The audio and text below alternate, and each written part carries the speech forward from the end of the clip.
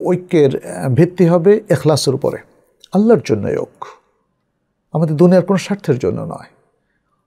আমরা এর স্বার্থ ওর স্বার্থ, এখানে ব্যবসায় উন্নতি, এই সেই, এগুলো দুনিয়াবি কোনো ক্ষমতা, এগুলো আমাদের ঐক্যের মূল ভিত্তি নয়। ঐক্যের তৃতীয় মূল ভিত্তিটা হলো ইখলাসুল আমালি লিল্লাহ, আল্লাহকে ভালোবেসে, আল্লাহর ওয়াস্তে এবং আল্লাহকে সন্তুষ্ট করার জন্য আমাদের ঐক্য।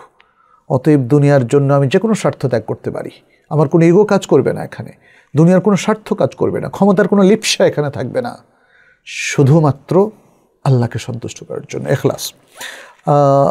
চতুর্থ যে ঐক্যের ভিত্তি সেটি হচ্ছে লুজুমু জামাআতুল মুসলিমিন। এটা একটা মূলনীতি, এটা একটা মানহাজ ইসলামের। হুযায়ফা ইবনুল ইয়ামান রাদিয়াল্লাহু তাআলা আনহু সে বিখ্যাত হাদিস যেটি বুখারী মুসলিমের মধ্যে এসেছে, নবী সাল্লাল্লাহু আলাইহি সাল্লাম সেখানে বলেছেন, তালজামু জামাআতুল মুসলিমিন, তালজামু জামাআতুল মুসলিমিন ওয়া ইমামাহুম, তুমি অবশ্যই মুসলিমদের যে বৃহৎ জামাআ রয়েছে এবং তাদের ইমাম, প্রকৃত নেতা, তাকে আঁকড়ে ধরে থাকবে, তার দলে থাকবে। খুলাফায়ে রাশিদিনের সময় খলিফার সাথে সম্পৃক্ত থাকা এবং পরবর্তীতে মুসলিমদের খলিফার সাথে থাকাটাই হচ্ছে মুসলিম ঐক্যের অংশ। যখন খেলাফত থাকবে না, তাহলে সে তখন কিসের উপর থাকবে? তখন ঈমান, যেটা আমরা বললাম, ঈমান, বিশুদ্ধ আকীদা, আরকানুল ঈমান, আরকানুল ইসলাম, ইখলাস, তাকওয়া, অর্থাৎ পরিপূর্ণ দ্বীন এবং দ্বীনদারির ভিত্তিতে মুসলিমরা ঐক্যবদ্ধ থাকবে। যদি কেন্দ্রীয় কোনো খেলাফত মুসলিমদের না থাকে, তখন মুসলিমদের মানহাজ এবং নীতিমালা, এটাই হবে তাদের জামাতবদ্ধ থাকার মূলনীতি।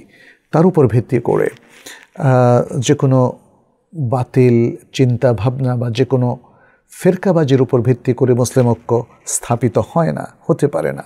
অথবা যে কোনো রাজনৈতিক কিংবা ভৌগোলিক জাতীয়তাবাদের উপর ভিত্তি করেও মুসলিম ঐক্য রচিত হতে পারে না। এবং মুসলিম ঐক্যের আরেকটা গুরুত্বপূর্ণ বিষয় হচ্ছে আদামুল ফুরকা, যে কারণে আল্লাহ সুবহানাহু ওয়া তাআলা ওয়ালা তাফাররাকু কথাটা বলে দিয়েছেন, ওয়াতাসিমু বিহাবলিল্লাহি জামিআন ওয়ালা তাফাররাকু, এটা বলে দিয়েছেন। সুতরাং মুসলিমরা তাদের একটা মাইন্ডসেট হবে যে তারা ঐক্যবদ্ধ থাকবে, যেহেতু আল্লাহ তাআলা তাদেরকে ঈমানের ঐক্য দিয়েছেন, ইসলামের ঐক্য দিয়েছেন। একই সালাত তারা পড়বে, একই রমাদানের সিয়াম তারা রাখবে, একই ঈদুল ফিতর, ঈদুল আযহা তারা উদযাপন করবে, একই হজে, যেটা আন্তর্জাতিক মহাসম্মেলন মুসলিমদের, সেখানে তারা একত্রিত হবে। তাদের হজের দ্বিতীয় কোনো জায়গা আর নেই। এভাবে মুসলিম ইবাদতগুলো, আমালে সালেহগুলো বারবার বৃহত্তর মুসলিম ঐক্যটাই রচনা করে। দুর্ভাগ্য আমাদের, আমরা যে আমলগুলো, যে নীতিমালা, যে জ্ঞানগুলো এবং যে প্রোগ্রামগুলো আল্লাহ সুবহানাহু ওয়া তাআলা আমাদেরকে ঐক্যবদ্ধ হওয়ার জন্য দিয়েছেন, সে একই প্রোগ্রামটাকে আমরা বুমেরাং করে ফেলেছি। আমরা এগুলোকে অনৈক্যের ভিত্তি হিসাবে গ্রহণ করেছি। এটা আমাদের জন্য দুর্ভাগ্যজনক, মুসলিম উম্মার অধিকাংশ মানুষের জন্য এটা দুর্ভাগ্যজনক। দেখুন, মানুষ এখন সালাত নিয়ে, টুকটাক মাসালা নিয়ে খুবই ব্যাপকভাবে বিভেদ করে। বিভিন্ন জায়গায় ফিকহি মাসালাগুলো নিয়ে তারা অনৈক্যের বীজ বপন করে। আকীদা, ইসলামের মূল আকীদা, কোরআন সুন্নাহ ভিত্তিক যে আকীদা, এটা একদম ভেরি ক্লিয়ার, এটার বাইরে যাওয়ার কোনো সুযোগ নাই। কিন্তু এই আকীদাগত অনৈক্যও আমাদের মধ্যে ব্যাপকভাবে অনুশীলিত হয়, চর্চিত হয়। ফলে দুই মেরুর দুই আকীদা দিয়ে মুসলিম কীভাবে ঐক্যবদ্ধ হবে, তাই না?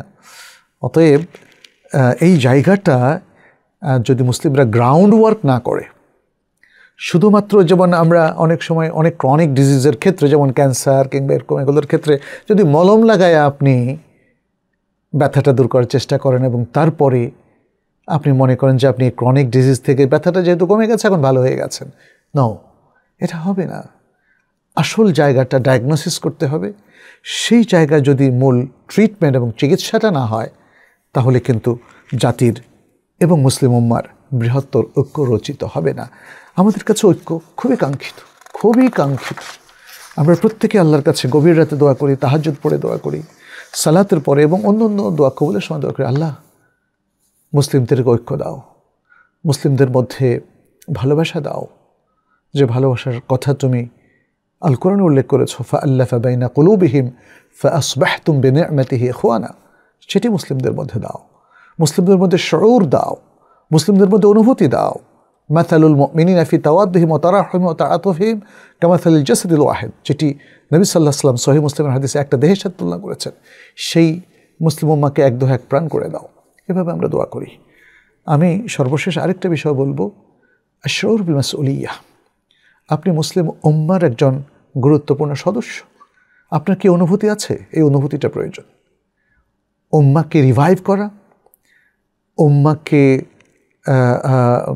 খেদমত দেওয়া এবং উম্মার জরুরি সকল কাজে নিজেকে সম্পৃক্ত করা, এটাকে শুউর বিল মাসউলিয়াহ বলে, sense of responsibility of Ummah.